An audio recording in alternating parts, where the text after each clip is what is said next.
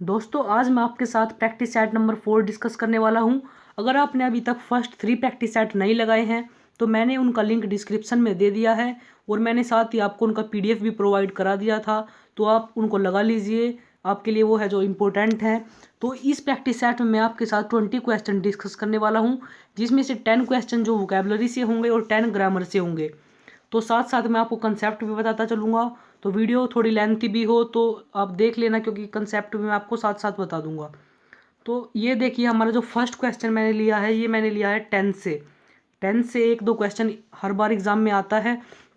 तो ये देखिए आप, क्वेश्चन क्या है, you need blank hard but you need not waste time on unimportant lessons. तो सबसे पहले आपको ये क्वेश्चन सोल्व नहीं करना है। सबसे पहले मैं आपको जो है एक कंसेप्ट बताऊंगा। अगर उस कंसेप्ट को जानने के बाद आप इसका आंसर दे पाए तो इसका मतलब आपको वो कंसेप्ट समझ आ गया है। तो इस तरह से हम क्वेश्चन को बाद में डिस्कस करेंगे। तो सबसे पहले देखिए, हमारे कुछ मॉडल होते हैं, जैसे can, could, may, might, shall, should, will, would, might, ought to. तो ये जो हमारे मॉडल्स होते हैं, इन्हें ओनली हम हेल्पिंग वर्ब की तरह यूज़ कर पाते हैं। और जो ये यहाँ पे नीड होना चाहिए था, नीड हो गया, और ये डेयर हो गया। तो नीड और डेयर जो है, इनको हेल्पिंग वर्ब और मेन वर्ब दोनों की तरह हम यूज़ कर सकते हैं। तो अगेन आप इनमें थोड़ा डिफरेंस देख लीजिए। नीड और डेयर आपको याद रखना है, वैसे तो यूज टू भी होता है पर उसके कुछ अलग रूल होते हैं, बट फिलहाल आपको नीड और डेयर पे है जो ज़्यादा फोकस करना है। तो यहाँ पे देखिए, मैं आपको थोड़ा एग्जांपल देता हूँ, जैसे सी कैन रन फास्ट। तो सी देखिए अगेन, यहाँ पे कैन हमारा क्या हो गया, कैन हेल्पिंग वर्ब है, मेन वर्ब क्या हो गई, रन हमारी मेन वर्ब हो गई। अगेन आप देखिए, you should study English, should again हमारी हेल्पिंग वर्ब हो गई, वो स्टडी हमारी मेन वर्ब हो गई। तो मैंने आपको दिखाया किस तरह हम इन सब को जो है हेल्पिंग वर्ब की तरह यूज़ करते हैं। अब मैं आपको कुछ नीड और डेयर के एग्जांपल दिखाऊंगा। तो ये देखिए, I need you, I need you में आई हमारा जो है सब्जेक्ट हो गया, यू हमारा ऑब्जेक्ट हो गया, और नीड हमारा क्या हो गया, मेन वर्ब हो गई। तो हम मैंने दिखा दिया आपको नीड को किस तरह में मैंने मेन वर्ब की तरह यूज़ किया। नेक्स्ट देखिए आप, you need not come tomorrow. तो अगेन यू हमारा क्या हो गया, सब्जेक्ट हो गया, नीड नॉट हमारा क्या हो गया। तो ये देखिए, सबसे पहले कम यहाँ पे है हमारी मेन वर्ब, टुमारो ये हो गया ऑब्जेक्ट। तो ये नीड नॉट हमारी जो है हेल्पिंग वर्ब यहाँ पे यूज़ हुई है। तो आपको याद रखना, जब भी नीड हेल्पिंग वर्ब की तरह यूज़ होगा तो उसके साथ नोट लगा के दिया जाएगा, क्योंकि नीड कभी भी हेल्पिंग वर्ब के रूप में पॉजिटिव सेंटेंस में यूज़ ही नहीं किया जा सकता, क्योंकि इसको हमें नेगेटिव बनाना पड़ेगा अगर हमें इसे हेल्पिंग वर्ब की तरह यूज़ करना है। तो आपको कुछ और एग्जाम्पल मैं दिखाता हूँ। तो ये देखिए आप, ये है हमारा रूल नंबर 1 जो आपको याद रखना है, ही नीड्स वर्क हार्ड। अब आप देखिए यहाँ पे जो है, ही हमारा सब्जेक्ट हो गया, नीड्स हमारा यहाँ पे क्या है, नीड्स है हमारे यहाँ पे वर्ब हो गई। अब ये फिर वर्क क्या है, अब ये वर्ब क्या है, अगर मैंने आपको बताया था नीड नोट अगर मैं यहाँ पे लगाऊं तो वो हेल्पिंग वर्ब होगी, सिंपल सी बात है। तो इसका मतलब ये हेल्पिंग वर्ब तो नहीं है, इसका मतलब ये जो है मेन वर्ब यहाँ पे ये है। अगर ये मेन वर्ब है तो फिर वर्क क्या है, तो फिर वर्क क्या है, ये भी मेन वर्ब हो जाएगी क्या।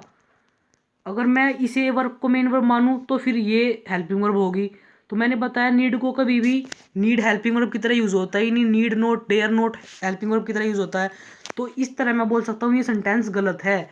बट अगर मैं नीड्स अगेन यहाँ पे जो है मेन वर्ब लगाऊं और टू वर्क यहाँ पे लिख दूँ, टू इन्फिनिटी मैं यहाँ पे यूज़ कर दूँ, तो ये सेंटेंस यहाँ पे करेक्ट हो जाता है। तो ये बड़ा ही इंपॉर्टेंट रूल है कि अगर नीड और डेयर मेन वर्ब की तरह यूज़ हों तो उनके बाद टू इन्फिनिटिव का यूज़ करना पड़ता है, ताकि डबल जो मेन वर्ब के कंसेप्ट से बचा जा सके। अगेन एक एग्जांपल देखिए आप, आई नीड हेल्प हिम। अब अगेन नीड यहाँ पे क्या हो गया, हमारी मेन वर्ब हो गई। अब हेल्प जो है ये, इसको भी मेन वर्ब मान नहीं सकते हम, क्योंकि डबल हो जाएंगी। तो फिर नीड के साथ इससे बचने के लिए हमने टू इन्फिनिटी का यूज़ किया है। तो आपको ये वाला एग्जाम्पल जो है याद रखना है कि अगर ये मेन वर्ब के रूप में यूज़ होगा तो इसके बाद जो वर्ब आएगी उसको टू इन्फिनिटी के रूप में हम रखेंगे। ये बड़ा पहला कंसेप्ट है, इसमें दो कंसेप्ट होंगे, तो एक कंसेप्ट मैंने आपको समझा दिया। अब मैं आपको दिखाऊंगा किस तरह जो है नीड नोट डेयर नोट को हम मॉडल की तरह यूज़ करेंगे। तो देखिए आप, यू अगेन यहाँ पे सब्जेक्ट हो गया, नीड नोट यहाँ पे हमने क्या लिया, हमने यहाँ पे हेल्पिंग वर्ब की तरह यूज़ किया। कम अगेन यहाँ पे हमारी मेन वर्ब हो गई और टुमारो ऑब्जेक्ट हो गया। अगर हम इसे इस तरह यूज़ करें, नीड नोट, मान लीजिए मैंने लिख दिया नीड नोट, तो नीड नोट अगेन हमारी हेल्पिंग वर्ब, उसके बाद मैं टू कम लिख देता हूँ तो गलत हो जाएगा ना, क्योंकि अगर ये हेल्पिंग वर्ब है मीन्स एज ए मॉडल की तरह ये यूज़ हुआ है, तो मॉडल के बाद हमेशा फर्स्ट फॉर्म यूज़ होती है, तो टू कम नहीं, ओनली कम आएगा। इसका मतलब फर्स्ट वाला ठीक है, सेकंड वाला गलत है। मैंने अगेन कहा है कि मॉडल के साथ वर्ब की फर्स्ट फॉर्म आती है। अब आप ये मत सोचना सर ये भी तो मॉडल है, यहाँ ये मॉडल की तरह यूज़ नहीं हुआ है, यहाँ पे मेन वर्ब की तरह यूज़ हुआ है, इसलिए हमने इसके साथ टू इन्फिनिटी का यूज़ कर दिया है। बट यहाँ पे अगर ये मॉडल है तो इसके साथ ओनली हम इन्फिनिटी का यूज़ नहीं करेंगे, बेयर इन्फिनिटी का यूज़ करेंगे, मीन्स टू का यूज़ नहीं होगा। आपको ये दोनों कंसेप्ट याद रखना है। जैसे और देखिए, he dare not cheat anyone again. Dare not again हमारी हेल्पिंग वर्ब हो गई। मैंने बताया अगर डेयर को हमें हेल्पिंग वर्ब की तरह यूज़ करना है तो उसके साथ नोट लगाना पड़ेगा, पॉजिटिव सेंटेंस में यूज़ ही नहीं हो सकता। चीट हमारी मेन वर्ब हो गई, एनीवन अगेन ये बिल्कुल सही है। बट अगर टू चीट हम यहाँ पे लगा दे और ये हेल्पिंग वर्ब हो जाए तो मैंने आपको बताया मॉडल के बाद हमेशा फर्स्ट फॉर्म आती है, तो टू इन्फिनिटी का यूज़ नहीं होगा, ओनली जो है फर्स्ट फॉर्म का यूज़ होगा, तो ये हमारा गलत हो जाएगा। अब देखते हैं किस तरह के क्वेश्चन एग्जाम में बनते हैं, वो मैं आपको बता रहा हूँ। आप उनसे जो है एक दो क्वेश्चन लगाइए। क्वेश्चन इस तरह आएगा, he dare not to go there. आपको देखना है कि इसमें हमसे कहा क्या गया है। तो जैसे ही अगेन हमारा जो है सब्जेक्ट, डेयर नॉट हमें दिया है, इसका मतलब ये क्या है, हेल्पिंग वर्ब है। अगर डेयर नॉट हमें दिया है तो इसका मतलब ये जो गो है ये हमारी वर्ब की फर्स्ट फॉर्म है, तो हेल्पिंग वर्ब के साथ फर्स्ट फॉर्म ही तो यूज़ होगी ना मॉडल के। तो टू का क्या काम है, मैंने अभी आपको बताया ना, ये दो सेंटेंस मैंने आपको बताए हैं, तो टू का यूज़ तो होना ही नहीं चाहिए। टू का यूज़ तो तब होगा ना जब ये मेन वर्ब की तरह काम करेगी। दूसरा एग्जाम्पल देखिए, Harish needs not come here as it is getting dark. Harish को यहाँ पे आने की ज़रूरत नहीं है, मतलब क्योंकि अभी जो है अंधेरा छा रहा है। नीड्स नॉट, ये देखिए आप सेंटेंस में कोई कमी तो नहीं, नीड्स नॉट यहाँ पे हमारी हेल्पिंग वर्ब हो गई, हेल्पिंग वर्ब, और कम हमारी जो है मेन वर्ब हो गई। तो वैसे तो ये सेंटेंस बिल्कुल सही होना चाहिए, बट यहाँ पे नीड्स नॉट लिखा है, नीड नॉट नहीं लिखा। अगर इसको मॉडल की तरह यूज़ करेंगे तो इसको नीड्स नॉट थोड़ी ना बना सकते हैं। अगर मेन वर्ब होता तो सीधा लिख देते Harish needs to come here, but ऐसा नहीं कर सकते क्योंकि ये सेंटेंस ही नेगेटिव में बताना चाह रहा है, उसको ज़रूरत नहीं है। वैसे तो हम ये भी लिख सकते हैं ना, Harish needs to come here, तो इस तरह से फर्स्ट में एरर हो जाएगा, बट ऐसा नहीं करना हमें, क्योंकि हमें देखना है इसकी सेंस क्या है। इसकी सेंस है उसको आने की ज़रूरत नहीं है, नेगेटिव सेंटेंस है ये, तो नेगेटिव है तो हमें नोट की ज़रूरत पड़ेगी, तो इसका मतलब हमें इसको हेल्पिंग वर्ब मानना पड़ेगा। तो हेल्पिंग वर्ब है तो नीड्स नोट नहीं, नीड नोट होगा, तो फर्स्ट पार्ट में हमारा एरर हो जाएगा। सेकंड देखिए आप, he will not dare to come late. Again यहाँ पे ही हमारा क्या होगा, सब्जेक्ट, विल नॉट हमारी क्या हो गई, हेल्पिंग वर्ब हो गई विल नॉट। तो डेयर हमारी किस तरह यूज़ हुई है, मेन वर्ब की तरह। तो मेन वर्ब की तरह अगर ये यूज़ होगी तो इसके साथ टू इन्फिनिटिव का तो यूज़ होगा। विल नॉट हेल्पिंग वर्ब है, अगर डेयर मेन वर्ब है, तो मैंने बताया नीड और डेयर अगर मेन वर्ब की तरह यूज़ हो तो इनके बाद टू इन्फिनिटी का यूज़ होगा, तो नो एरर बिल्कुल हमारा जो है आंसर हो जाएगा। तो अब चलते हैं हम अगेन अपने क्वेश्चन की तरफ। अगर हम उसे बना पाए तो उसका मतलब हमने कंसेप्ट सीख लिया है। ये देखिए आप, you need dash hard but you need not waste time on an important lesson. पहले हम इस वाले नीड को पकड़ते हैं। तो देखिए यू अगेन हमारे यहाँ पे क्या हुआ, एक सब्जेक्ट हो गया। नीड नोट मैंने यहाँ पे लिखा है तो सिंपल सी बात है ये एक हेल्पिंग वर्ब है। वेस्ट यहाँ पे आया है तो ये हमारी मेन वर्ब है, तो इसके साथ पहले टू तो नहीं दिया, इसका मतलब ये वाला कंसेप्ट तो सही है हमारा। अब पहले वाला और चेक करते हैं। यू अगेन यहाँ पे हमारा सब्जेक्ट है। अब ये कहना चाहता है, ये मना कर रहा है हमें, यू नीड नोट, नोट का तो इसमें जिक्र नहीं हुआ है, ना ही नोट इसमें कहीं दिया हुआ है, तो मीन्स हमें मेन वर्ब इसको मानना है। यू नीड मेन वर्ब हो गई नीड। तो अब देखिए मेन वर्ब के बाद हमेशा टू इन्फिनिटी का यूज़ होता है, मैंने आपको बताया। अगर हेल्पिंग वर्ब वाला केस हो तो only infinity, means bare infinity. जैसे इसमें आपने देखा होगा इसमें टू का यूज़ तो नहीं हुआ कहीं 20 वाले सेंटेंस में, तो पर इस वाले में अगर ये मेन वर्ब की तरह यूज़ होगा ना तो टू हमें लेना पड़ेगा, तो टू वर्क इसका आंसर हो जाएगा, you need to work hard. तो देखिए इसके पीछे कितना बड़ा कंसेप्ट छुपा था, मैंने आपको बिल्कुल एक एक बिल्कुल कंसेप्ट आपको समझा दिया है, कभी भी आपको इसमें डाउट नहीं रहेगा। क्वेश्चन नंबर 2 की तरफ मैं चलता हूँ। When the principal entered the classroom, all boys shook in their shoes. हम अगेन क्वेश्चन को डिस्कस नहीं करेंगे, पहले कॉन्सेप्ट को समझेंगे, उसके बाद अगर कॉन्सेप्ट समझ में आया तो क्वेश्चन अपने आप हो जाएगा। ये देखिए आप, एक क्वेश्चन है, द के साथ अगर कॉमन नाउन जुड़ जाए तो वो होल स्पीसीज को दर्शाता है। आपने बचपन में सुना होगा the cow is a useful animal. Again यहाँ पे आर्टिकल आया था, और ये काउ क्या है, काउ क्या है, कॉमन नाउन तो है एक, काउ एक जो है नाउन तो है हमारा, तो अगर काऊ हमारा नाउन है तो द प्लस में नाउन, इसका मतलब सारी की सारी गायें की बात हो रही है, यहाँ पे ओनली एक गाय की बात नहीं हो रही थी। आप बोलोगे भाई इज का भी तो यूज़ हुआ है, तो ये कंसेप्ट है। इसके बाद हमेशा सिंगुलर हमको जो है वर्ब लेनी पड़ती है। तो दी काऊ का मतलब होता है जितने भी इस संसार में गायें हैं, बट इसका मतलब ऑल काऊ होता है, ना कि ऑल दी काउज। अब ऑल काउज और ऑल दी काउज में क्या अंतर है भैया साहब? ऑल काउज का मतलब है जितनी भी संसार में गायें हैं, यानी दी काऊ। बट ऑल दी काउज का मतलब है कि कोई पर्टिकुलर, मीन्स जैसे मैं बोल दूँ मैं हमारे घर में 10 गायें हैं, तो मैं बोल सकता हूँ all the cows in my house.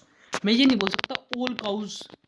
All the cows मेरे को बोलना पड़ेगा, कोई स्पेशल बनाना पड़ेगा। जैसे आपको दिख रहा होगा ऑल स्टूडेंट लिखा हुआ है, तो ऑल स्टूडेंट का मतलब होता है ऑल इन दी वर्ल्ड, जितने इस वर्ल्ड में स्टूडेंट है सभी की बात हो रही है। बट ऑल दी स्टूडेंट्स का मतलब होता है कोई पर्टिकुलर, जैसे कोई स्पेशल क्लास की बात हो रही हो। तो ये देखिए आप example, all mangoes in the basket are over ripe. All mangoes का मतलब है जितने भी संसार में मैंगो है, बट यहाँ पे तो बास्केट की बात हो रही है ना, तो ऑल दी का यूज यहाँ पे होगा, तो फर्स्ट पार्ट में इसका एरर होगा, हमें स्पेशल इसको बनाना पड़ेगा। तो अगेन क्वेश्चन की तरफ आते हैं।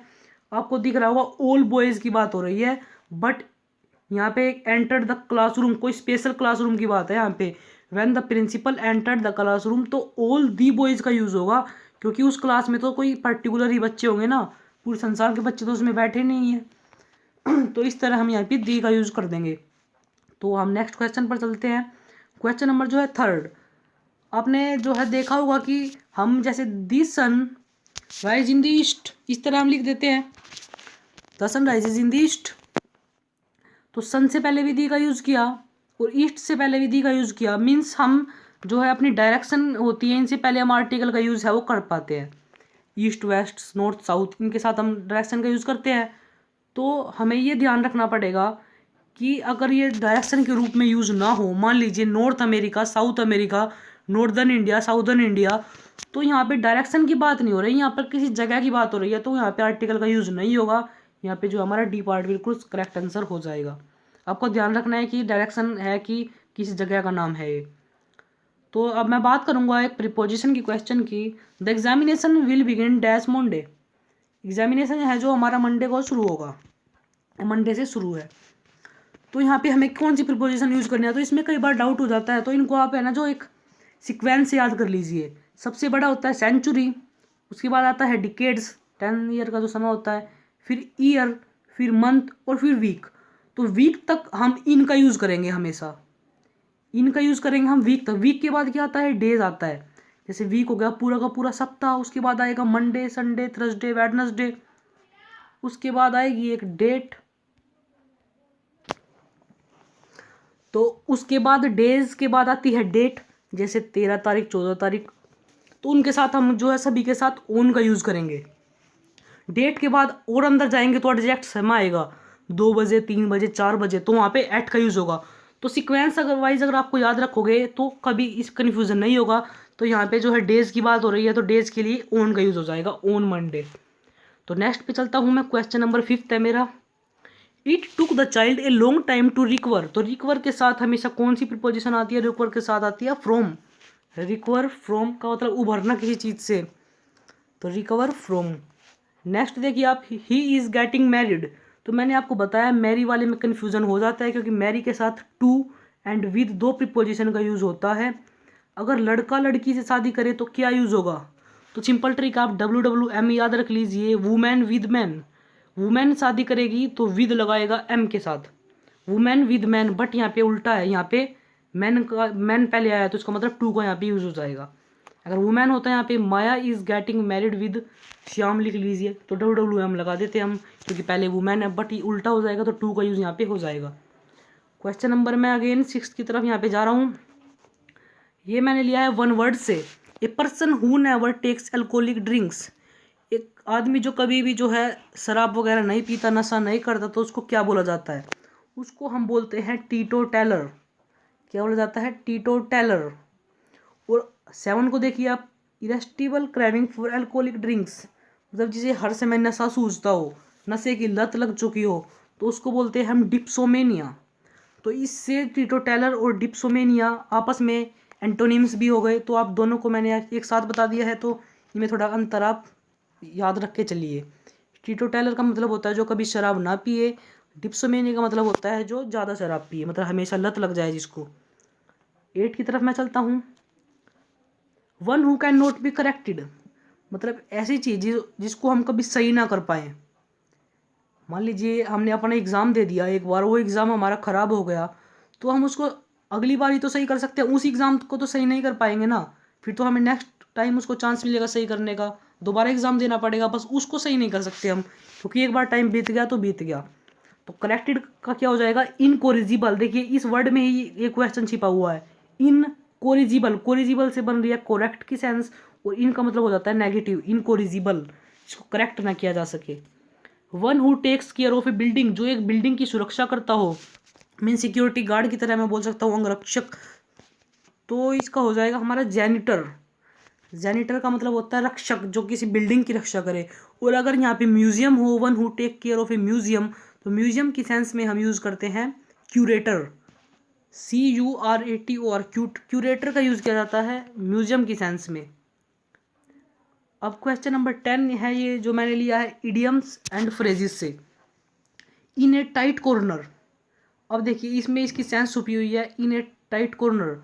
अब अगर आप कहीं कोने में छिप जाए तो आप एक मतलब मुसीबत में तो पड़ जाओगे ना। टाइट कॉर्नर का मतलब होता है जहाँ पे आप पूरा रिलैक्स महसूस ना कर सको, आपके लिए मुसीबत आ जाए। तो सिंपली इसका आंसर हो जाएगा C, in a difficult situation. By fits and starts, इसको आप इंपॉर्टेंट मार्क कर लीजिए क्योंकि ये बहुत बार रिपीट होता है। बाय फिट्स एंड स्टार्ट्स का मतलब होता है इरेगुलरली। अगर हम कोई भी काम इरेगुलरली करें तो उसे bye fits and starts idiom phrases से हम शो कर सकते हैं, मतलब अनियमित रूप से हम हिंदी में इसको बोल सकते हैं। नेक्स्ट 2 क्वेश्चन है सिनोनिम से, मैंने लिए हैं 12 और 13। 12 है मोमेंटस। मोमेंटस वर्ड का मतलब होता है जो चीज़ हमारे लिए जो है बहुत ज़्यादा इम्पोर्टेंट हो, महत्व रखती हो। मोमेंट क्षणिक, मतलब मोमेंटस एक होता है मोमेंटस, एक होता है मोमेंटरी, TARY और लगा दो बाद में मोमेंटरी। तो मोमेंटरी का मतलब होता है क्षणिक, और मोमेंटस का मतलब होता है इम्पोर्टेंट। तो अब दोनों को याद रख के चलिए क्योंकि ये वन वर्ड सब्स्टिट्यूशन के अंदर भी आते हैं। तो सिंपली इसका हो जाएगा इम्पोर्टेंट। सिनोनिम पूछा है हर्डल का। तो आपने कभी देखा होगा ना, जैसे बड़ी बड़ी रेसें होती है तो उनके बीच में जैसे पोल लगा दिए जाते हैं, रेत वगैरह बिछा दिया जाता है, तो वे सब क्या होती है? वे सब हर्डल उनको बोला जाता है, रुकावटें उनको बोला जाता है। तो उनको, उसका दूसरा वर्ड क्या हो जाएगा? ऑब्स्ट्रैकल, बाधक। जो बाधा डाले किसी काम में तो उसको है ऑब्स्टैकल बोला जाता है। तो हर्डल का क्या हो जाएगा? ऑब्स्टैकल। क्वेश्चन नंबर 14 जो है ये है एंटोनिम से, मैंने लिया है अपोजिट वर्ड बताना है इकोनॉमिकल का। इकोनॉमिकल को हम बोल सकते हैं मिजर, जो कम पैसा खर्च करे, मतलब जो थोड़ा लालची टाइप हो तो उसको इकोनॉमिकल बोल दिया जाता है। तो इसका उल्टा क्या होगा? जो ज़्यादा पैसा खर्च करे। तो एक्स्ट्राविजेंट होता है एक स्पेशली वर्ड, वो वन वर्ड सब्स्टिट्यूशन के अंदर भी आता है। तो वन वर्ड सब्स्टिट्यूशन में डायरेक्ट आपको दे दिया जाएगा और ऑप्शन में होगा एक्स्ट्राविजेंट, जो अधिक खर्च करे अपने पैसे को। तो इकोनॉमिकल का जो है अपोजिट क्या होगा? एक्स्ट्राविजेंट। अब पूछा है ओमिट का अपोजिट। आपने सुना होगा कभी ओमिशन ऑफ आर्टिकल। तो ओमिशन ऑफ आर्टिकल में क्या होता है? हटाना आर्टिकल को, जहाँ पे कोई भी आर्टिकल ना हो, ड्रॉप करना किसी चीज़ को। बट इसके लिए एक स्पेसिफिक वर्ड हम लगाते हैं। तो जैसे ड्रॉप हो गया, ड्रॉप अगेन इसका जो है सिनोनिम है। एक्सक्लूड करना भी इसका सिनोनिम है, बट इंक्लूड करना, ओमिट का मतलब है छोड़ना, ड्रॉप करना मतलब हटाना, और इंक्लूड का मतलब है शामिल करना। तो ये इसका एंटोनिम हो जाएगा। नेक्स्ट क्वेश्चन नंबर 16 की तरफ मूव करता हूँ मैं। ये देखिए ये क्वेश्चन लिया है मैंने कॉमन एरर से। As Aamir Khan is a perfectionist so he always insist on regular practice. तो यहाँ पे देखिए इस क्वेश्चन को सोल्व करने से पहले मैं आपको थोड़ा कंसेप्ट समझा दूँ। अगर आपको समझ आ गया तो आप खुद इसको सोल्व कर पाओगे। यहाँ पे 3 वर्ड आपको याद रखने हैं। As, since, because. अगर ये वर्ड किसी भी रीज़न को बताए, एज, सिंस, बिकॉज किसी भी रीज़न को बताए, तो उनके बाद दूसरे रीज़न बताने वाले वर्ड को यूज़ नहीं किया जाएगा, जैसे सो, दस, देयरफॉर, दैट्स वाई। तो आपको ये वर्ड जो है लर्न रखने हैं। इनसे नंबर ऑफ क्वेश्चन यहाँ से पूछे जाते हैं। आप प्रीवियस ईयर बुक उठा के देख लो, यहाँ से क्वेश्चन आपको जरूर मिलेगा। तो आप एक क्वेश्चन देखिए, the reason why he was rejected was because he was too young. मान लीजिए यहाँ पे द रीज़न आ गया, तो इसका मतलब ये थोड़ी ना यहाँ पे ये वर्ड नहीं आया, तो इसका मतलब यहाँ पे बिकॉज ठीक है। बिकॉज यहाँ पे अगेन गलत है, क्योंकि द रीज़न यहाँ पे पहले बता दिया, the reason why he was rejected, तो अगेन हमने बिकॉज का यूज़ क्यों किया? क्योंकि ये भी तो रीज़न ही बता रहा है ना, एज भी तो रीज़न ही बताता, सिंस भी तो रीज़न ही बताता। तो यहाँ पे वाई का यूज़ हम कर सकते हैं, क्योंकि वाई के लिए यहाँ पे अनोदर एक वर्ब का यूज़ हुआ है। कहीं आप सोचो वाई कैसे आ गया अगर द रीज़न आया तो। फिलहाल इस बात को यहाँ पे छोड़िए, तो द रीज़न के साथ बिकॉज का यूज़ नहीं होगा। नेक्स्ट देखिए आप, because he is intelligent therefore he gets good marks in all subjects. जब हमने एक बार यहाँ पे जो है दिखा दिया, तो अगेन देयर फॉर का यूज़ क्यों किया? जब हमने यहाँ पे रीज़न दिखा दिया कि वो इंटेलिजेंट है इसलिए वो लाती है, तो एक बार दिखाना होता है, अगेन हमें देयर फॉर का यूज़ नहीं करना है। देखिए बिकॉज के पेयर में ये सब दिए हुए हैं, ये एक दूसरे के पेयर नहीं है, मतलब कोई सा किसी के साथ हमको मिल सकता है। तो यहाँ पे अब एक लेवल और अब चलते हैं, आपको ये लाइन याद रखनी है। ईडियम फ्रेजेस में भी ये पूछी जाती है, आपको यहाँ से ड्रॉप करके दे देगा as you blank so shall you reap, तो आपको यहाँ पे शो भरना होता है। अंतर ये है क्योंकि यहाँ पे ये एज है ना, ये किसी रीज़न को नहीं बता रहा है, इसलिए हमने शो का यूज़ कर दिया और ये ठीक भी है। तो इसलिए एक्सेप्शनल केस बन जाता है और ये इंपॉर्टेंट भी है क्योंकि ईडियम फ्रेजेस भी है। बट वैसे हम एज और शो का यूज़ नहीं कर सकते। जैसे एक क्वेश्चन मिला है, as Aamir Khan is a perfectionist so he always insists on regular practice. तो एज आया है, तो एज ने यहाँ पे हमको रीज़न बताया है, तो यहाँ पे सो का यूज़ नहीं होगा। सिंपली बी पार्ट में हमारा ऐड हो जाएगा। तो इस कंसेप्ट को आप याद रखना, यहाँ से भी बहुत सारे एग्जाम में क्वेश्चन आते हैं। अगेन मैं क्वेश्चन नंबर 17 की तरफ मूव कर रहा हूँ। If I were him I would teach him a lesson. आपको हमेशा इतना सेंटेंस ये फिल इन द ब्लैंक्स में मिलेगा। टेंस वाले में भी मिल सकता है, वर्ब वाले में, ये आपको एग्जाम में मिलेगा ज़रूर कभी ना कभी। ये दे देगा आपको if I dash him, if I had भी हो सकता है, वहाँ पे हैड का यूज़ भी कर सकते हैं। बस मोस्टली आपको याद रखना है यहाँ पे पास्ट फॉर्म का यूज़ होता है हमेशा। हैड मिल सकता है, इफ वन मिल सकता है। और देखिए इसमें एरर क्या है, इसमें इस पार्ट से एरर मैंने नहीं लिया क्योंकि आप लोगों को पता होगा कि यहाँ पे वर आता है, तो मैंने ये एरर नहीं लिया। मैंने लिया है हिम। हमेशा यहाँ पे सब्जेक्टिव का यूज़ होता है। If I were he, if I were she, if I were Mohan. Him का यूज़ क्यों करें भाई, ये बताइए आप। आई यहाँ पे सब्जेक्ट है, वर यहाँ पे हमारी वर्ब है, बट हिम यहाँ पे कोई ऑब्जेक्ट थोड़ी ना है यार जिस पे आई एक्शन कर रहा हो। आई ने कोई काम थोड़ी ना किया है ही हिम के ऊपर जो हम इसको ऑब्जेक्ट माने। ये तो यहाँ पे मतलब एक शो हमारी जो इच्छा प्रकट हो रही है, तो यहाँ पे एक ऑब्जेक्ट की तरह यूज़ नहीं हुआ है, तो सिंपली इसको भी हम सब्जेक्टिव फॉर्म में यूज़ करेंगे। इफ़ आई वर ही, तो आप इस बात को याद रखना। वर वाली तो मोस्टली याद पा जाती है, बट इसको भी याद रख लेना। क्वेश्चन नंबर 18 की तरफ मैं मूव करता हूँ। ये क्वेश्चन मैंने लिया है एक्टिव पैसिव वॉइस से।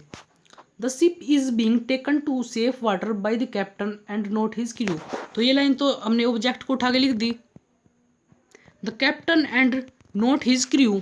अब ये देखिए क्या आएगा, तो सिंपली है इसमें इज बीइंग का यूज हुआ है, इसका मतलब ये पैसिव वॉइस में सेंटेंस है। इज बीइंग और वर्ब की थर्ड फॉर्म का यूज हुआ है, तो एक्टिव में हमें कहीं ना कहीं इज एम आर में से कुछ मिलना चाहिए। इज है, आर है, इज है, हैव का यूज़ नहीं होगा क्योंकि हैव का यूज़ होता तो पैसिव वॉइस में हैव बीन, हैज़ बीन मिलता। क्या मिलता, this ship has been taken मिलता हमें, तो ये तो हो नहीं सकता। अब is being, is taken, are taken मिलेगा, तो बीइंग वगैरह भी नहीं हो सकता क्योंकि बीइंग तो पैसिव वॉइस में लगा है ना। एक्टिव में तो ओनली इज एम आर मिलेंगे आपको, इज एम आर के साथ आई एन जी फॉर्म। तो यहाँ पे ये दो बच गए, इज एम आर के साथ आई एन जी फॉर्म। अब इज टेकिंग लगाए कि आर टेकिंग लगाए, क्योंकि यहाँ पे तो the captain and not his crew लिखा है, दो लोग लिखे हैं। तो थोड़े इस कंसेप्ट को समझ लेते हैं।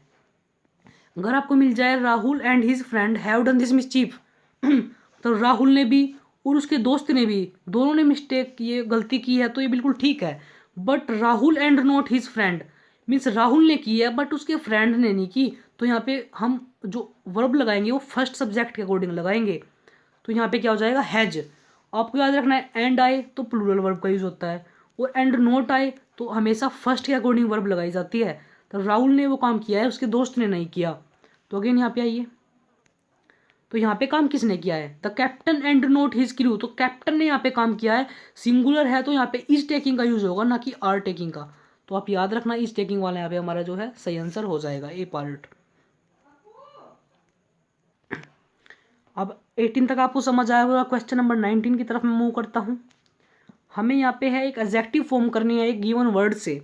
हार्डशिप हमें यहाँ पे एक वर्ड मिला है, ये है एक नाउन है ये, तो इसका जो है एडजेक्टिव क्या होगा, हार्डर होगा, हार्डली होगा कि हार्ड होगा।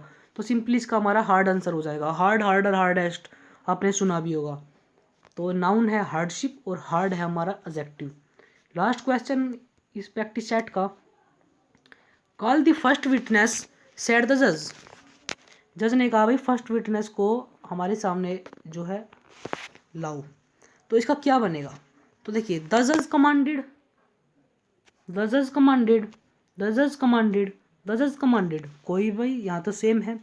तो पहली बात जब कमांड वगैरह का दिया हो हमें तो उसके साथ हम टू का यूज़ करते हैं, ये बात आपको पता होगा। तो यहाँ पे हमें फर्स्ट वाले में, थर्ड वाले में हमें दैट दिया है, तो ये हमारा रॉन्ग हो गया, एक ऑप्शन एलिमिनेट हो गया।